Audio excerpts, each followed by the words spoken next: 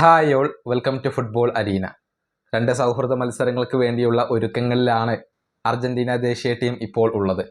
എന്നാൽ പരിക്ക് മൂലം ഗോൺസാലോ മോന്റിയേലിനെ അവർക്ക് നഷ്ടമായിട്ടുണ്ട്.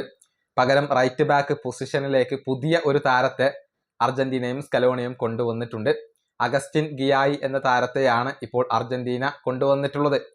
അദ്ദേഹവുമായി ബന്ധപ്പെട്ട വിവരങ്ങൾ നമുക്ക് പരിശോധിക്കേണ്ടതുണ്ട്. അതായത് കേവലം 22 വയസ്സ് മാത്രമുള്ള റൈറ്റ് ബാക്കാണ് അഗസ്റ്റിൻ ഗിയായി.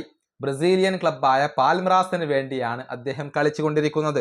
ഈ സീസണിൽ മോശമല്ലാത്ത രൂപത്തിൽ അദ്ദേഹം കളിക്കുന്നുണ്ട്. അതിൻ്റെ കണക്കുകൾ ഇപ്പോൾ പുറത്തേക്ക് വന്നിട്ടുണ്ട്.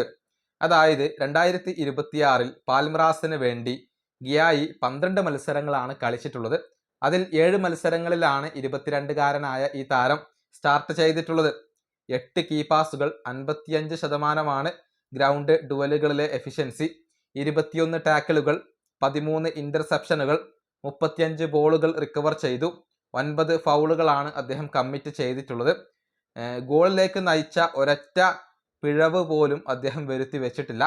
സോഫാ സ്കോറിന്റെ ഒരു ശരാശരി റേറ്റിംഗ് വരുന്നത് 6.82 ആണ്. ഇങ്ങനെയാണ് അഗസ്റ്റിൻ ഗിയായിയുടെ ഒരു കണക്കുകൾ വരുന്നത്. മോശമല്ലാത്ത രൂപത്തിൽ കളിക്കുന്ന ഒരു യുവതാരമാണ് ഇദ്ദേഹം. പ്രത്യേകിച്ച് പിഴവുകൾ കുറവുള്ള ഒരു റൈറ്റ് ബാക്ക് ആണ് ഇദ്ദേഹം എന്നുള്ളത് ഇതിൽ നിന്നും വളരെ വ്യക്തമാണ്. ഏതായാലും ഒരുപാട് യുവതാരങ്ങളെ ഇപ്പോൾ സ്കലോണി പരിഗണിക്കുന്നുണ്ട്. തീർച്ചയായും പരീക്ഷണങ്ങൾ നടത്താനുള്ള ഒരു അവസാന സമയമാണ് ഇത്.